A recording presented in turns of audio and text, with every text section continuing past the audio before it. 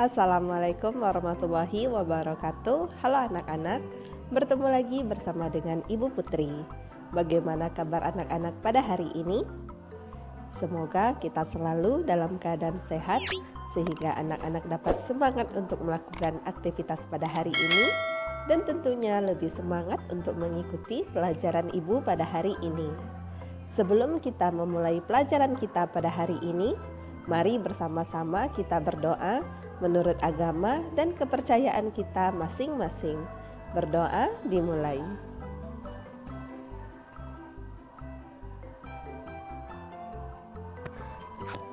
Berdoa selesai.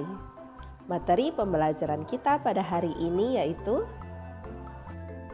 Kelas 6, tema 9, subtema 3, pembelajaran 5. Menyibak rahasia di angkasa luar dari masa ke masa.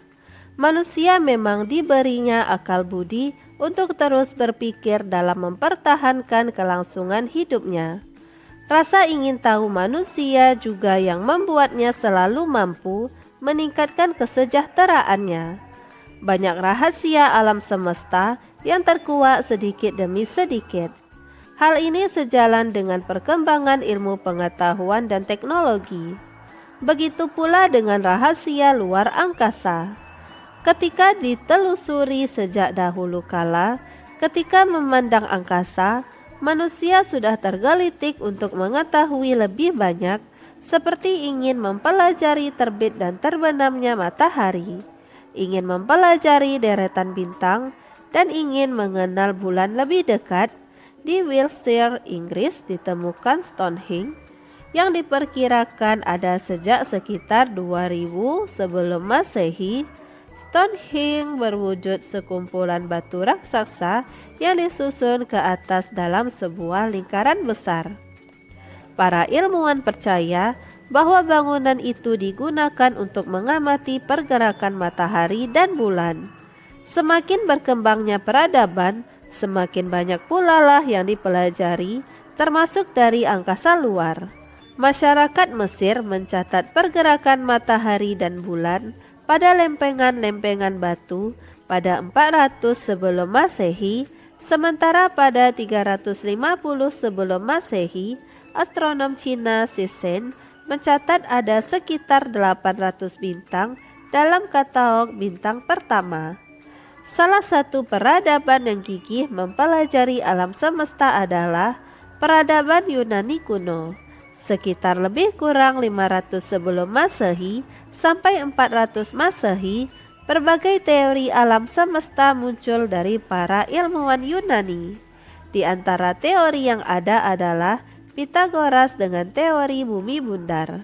Ada juga Ptolemeus yang mempelajari pergerakan planet dan Aristoteles yang menghasilkan kumpulan hasil pengamatan para astronom lainnya. Gagasan revolusioner yang dicatat sejarah adalah ketika pada tahun 1543, pada tahun tersebut Nicolaus Copernicus memperkenalkan teori bahwa bumi dan planet-planet lainnya sebenarnya mengorbit mengelilingi matahari. Bukanlah bumi yang menjadi pusat tata surya seperti yang dipahami sebelumnya. Gagasan ini terus dicari oleh astronom di era-era berikutnya. Pada tahun lebih kurang 1600, astronom Denmark Tycho Brahe yang dibantu oleh asistennya Johannes Kepler menemukan bahwa planet-planet memang mengorbit matahari dalam jalur berbentuk elips. Teori ini diperkuat lagi dengan pembuktian dari para astronom Italia, Galileo Galilei, yang menggunakan teleskop untuk melakukan pengamatan di angkasa luar. Tidak berhenti pada pengetahuan seputar revolusi bumi dan planet-planetnya, rahasia benda langit lain pun diamati dari bumi. Pada tahun 1682, Edmund Halley mengamati sebuah komet.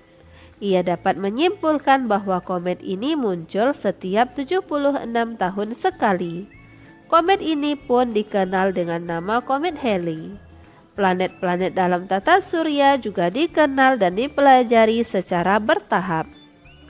Uranus ditemukan pada tahun 1782 oleh William Herschel. Pluto yang terjauh baru ditemukan pada tahun 1930. Akan tetapi setelah pengetahuan semakin berkembang, Pluto kemudian tidak lagi dikelompokkan sebagai planet. Berbagai alat dikembangkan sejak teleskop dimanfaatkan oleh Galileo untuk mengamati angkasa luar. Pada tahun 1918, teleskop Hawker mulai dioperasikan. Edwin Hubble menggunakannya pada tahun 1920-an untuk membuat banyak penemuan. Semakin jelas wujud benda di angkasa luar ketika pada tahun 1990, teleskop angkasa luar Hubble dikirim memasuki orbit di luar angkasa. Tidak berhenti di pengamatan dari bumi, rasa keingintahuan manusia membuatnya ingin mencoba menapakkan kaki di luar angkasa. Berbagai teknologi dikembangkan untuk membuka kemungkinan tersebut. Roket modern pertama yang menggunakan bahan bakar cair ditemukan oleh Robert Goddard, ilmuwan Amerika. Pada tahun 1957, Soviet meluncurkan Sputnik 1, pesawat angkasa luar pertama.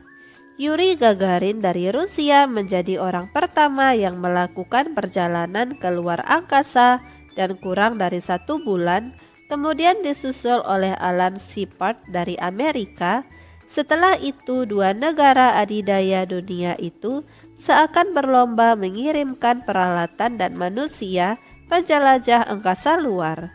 Stasiun angkasa luar Salyut dikirimkan Soviet untuk pertama kali pada tahun 1971 dan disusul oleh Amerika dengan Skylab 2 tahun kemudian. Berbagai misi pesawat penjelajah diluncurkan. Pioner ke Jupiter pada tahun 1972, Voyager mengeksplorasi Jupiter, Saturnus, Uranus, dan Neptunus pada tahun 1977. Pada tahun 1981, diluncurkan pesawat ulang-alik pertama Columbia. Pesawat ulang-alik ini mengangkasa bersama 10 astronot dan tinggal di angkasa selama lebih dari 1 minggu. Planet Mars kemudian mendapat giliran dijelajah dengan dikirimnya penjelajah Sojourner dengan pesawat luar angkasa Pathfinder. Tidak semua usaha manusia menambah pengetahuannya tentang angkasa luar berjalan mulus. Duka juga pernah menyelimuti dunia ilmu pengetahuan. Pada tahun 1986, pesawat ulang-alik Challenger meledak setelah lepas landas. 7 astronot yang ada di dalamnya turut menjadi korban. Cerita dari penjelajahan juga tidak tersampaikan sepenuhnya ketika pada tahun 2003 pesawat ulang-alik Columbia bersama 7 astronotnya hancur lebur dalam perjalanan pulangnya ke bumi setelah 16 hari di luar angkasa. Usaha penemuan tidak sekejap berhasil, akan tetapi rasa ingin tahu manusia mengasah semangatnya untuk pantang menyerah menjelajah angkasa luar guna membuka wawasan baru bagi warga bumi. Ayo berdiskusi pada halaman 187. Bersama dengan teman sekelompokmu, gunakan peta pikiran atau diagram untuk membuat rangkuman dari informasi bacaan di atas. Perhatikan diagram berikut mengenai menyibak rahasia di angkasa luar dari masa ke masa.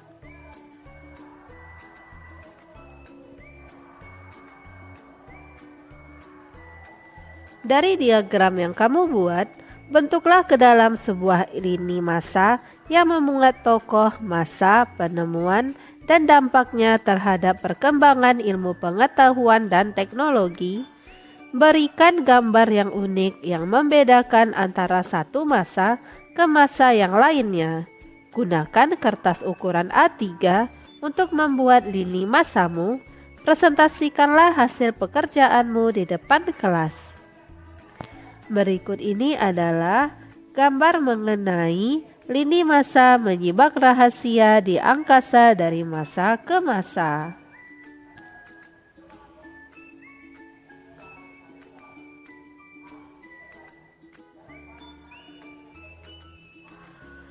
Buatlah sebuah kesimpulan dari kegiatan di atas tentang dampak penemuan terhadap kehidupan di sekitarmu. Kesimpulan, dampak penemuan terhadap kehidupan antara lain 1. Mempermudah manusia dalam melakukan aktivitas. 2. Meningkatkan efektivitas dan efisiensi. 3. Tingkat interaksi manusia lebih mudah dan cepat. 4. Peningkatan kegiatan ekonomi. Dan 5. Membantu manusia dalam memecahkan suatu persoalan. Kado ulang tahun ibu oleh Diana Caritas. Sakif termenung pagi ini di kelasnya yang masih sepi. Sakif memang biasa datang pagi ke sekolah, namun biasanya ia akan main bola di lapangan sekolah dengan atau tanpa teman. Ia memang suka bermain bola. Amir yang datang kemudian memperhatikannya dengan heran, tidak biasanya pikir Amir. "Selamat pagi Sakif," sapa Amir. "Nampaknya ada yang sedang kamu pikirkan ya?" tanya Amir. Amir dan Sakif berteman cukup dekat. Mereka juga anggota tim sepak bola di sekolahnya. "Oh, selamat pagi Mir. Iya nih, aku sedang memikirkan kado apa yang akan kupersembahkan untuk ibuku. Ibu hendak ulang tahun minggu depan. Kali ini aku ingin memberikan sesuatu untuk beliau, tapi aku bingung.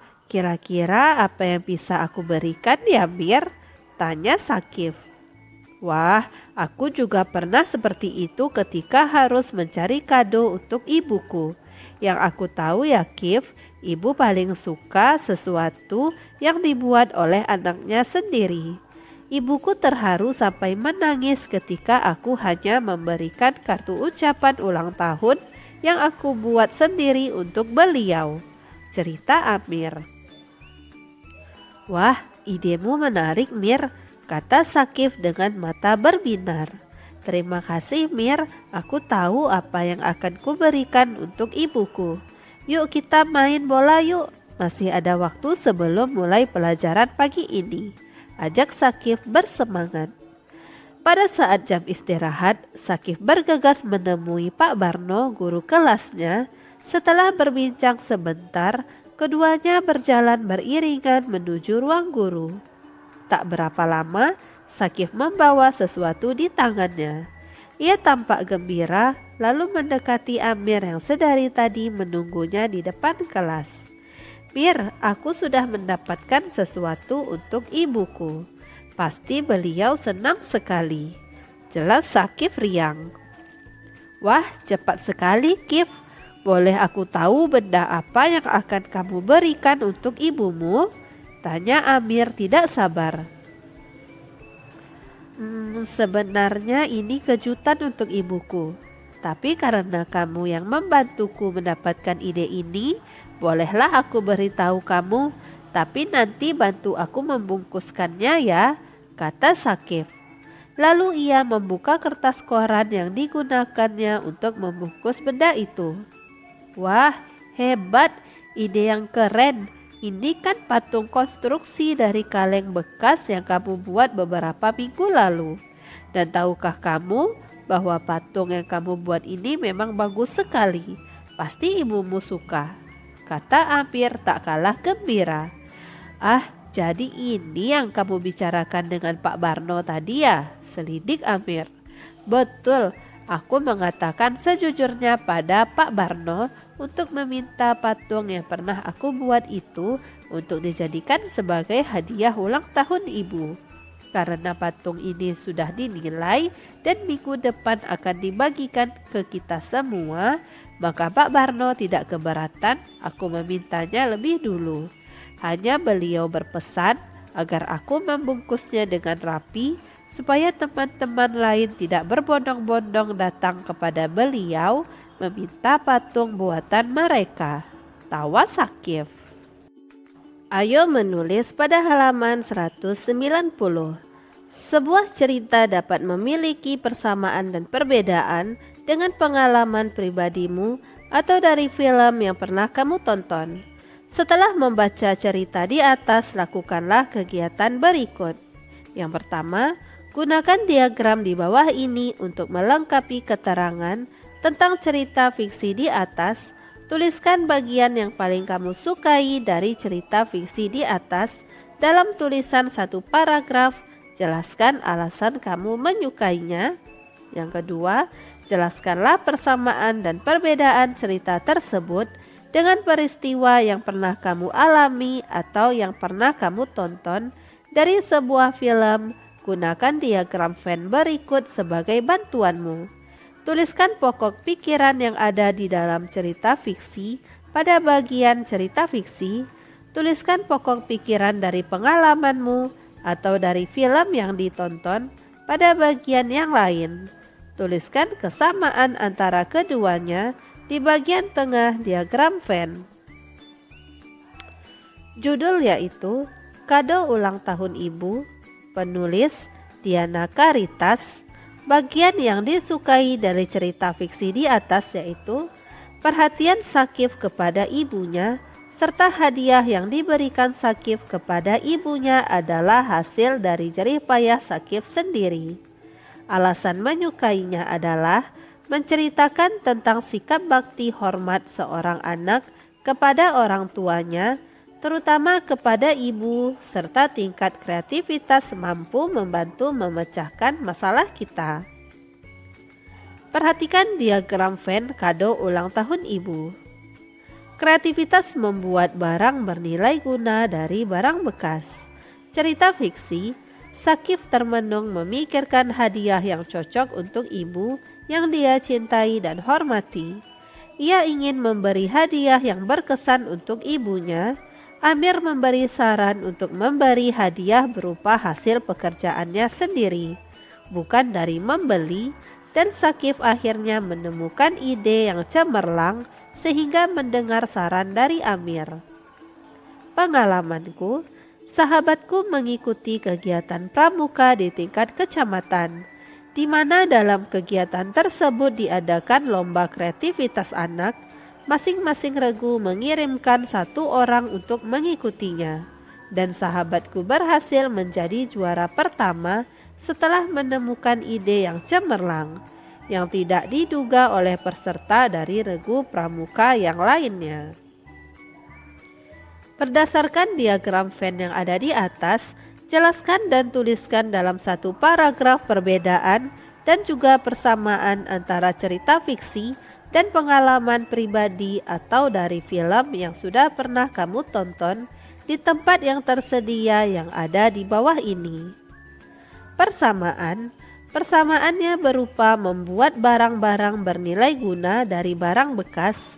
Perbedaan, Sakif membuat barang bernilai guna dari barang bekas untuk tugas keterampilan dari Pak Barno untuk dibagikan kepada ibunya sebagai hadiah ulang tahun.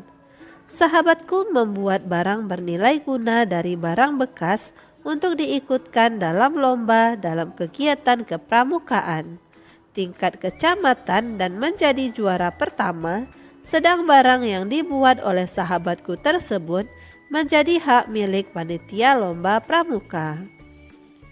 Buatlah sebuah karangan dengan mengembangkan bagian yang berbeda dari cerita fiksi di atas.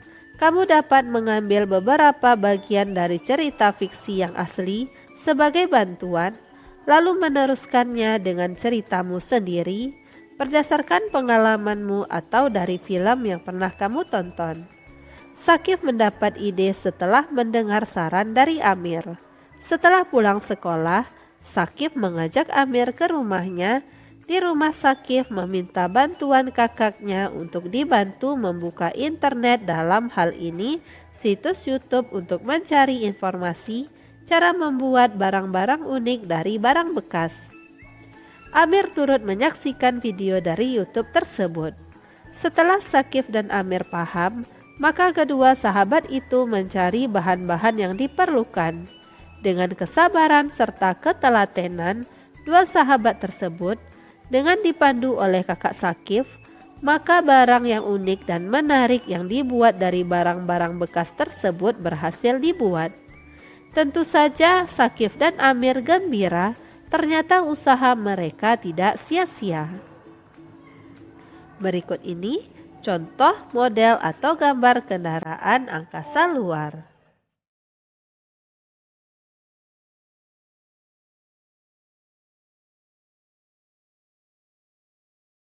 Setelah kamu membaca teks yang berjudul Patung Konstruksi Sederhana, selanjutnya ayo mencoba pada halaman 194. Bersama dengan teman sebangkumu, cobalah untuk melakukan riset guna merancang kendaraan angkasa luar sesuai imajinasimu. Kamu dapat mengikuti langkah-langkah berikut. 1. Gambarlah kendaraan angkasa luar sesuai imajinasimu. 2. Carilah bahan yang sesuai dengan kebutuhanmu. 3. Tentukan alat yang akan kamu gunakan untuk merangkai bahan-bahan tersebut. 4. Tentukan ukuran kendaraan angkasa luar yang akan kamu buat. 5. Pikirkan apakah kendaraanmu harus dapat didirikan atau tidak perlu berdiri. 6. Cobalah mulai membuat kendaraan angkasa luar rancanganmu dan lihatlah hasilnya. Dan 7. Tunjukkanlah rancangan dan hasil rancanganmu di depan kelas. Berikut ini adalah contoh model atau gambar kendaraan angkasa luar.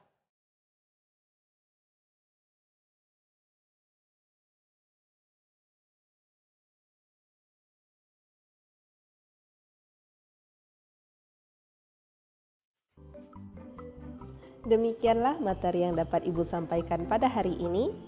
Semoga apa yang telah Ibu sampaikan pada hari ini dapat bermanfaat untuk dirimu dan menambah ilmu pengetahuanmu.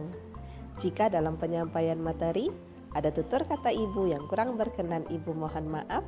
Akhir kata, wassalamualaikum warahmatullahi wabarakatuh.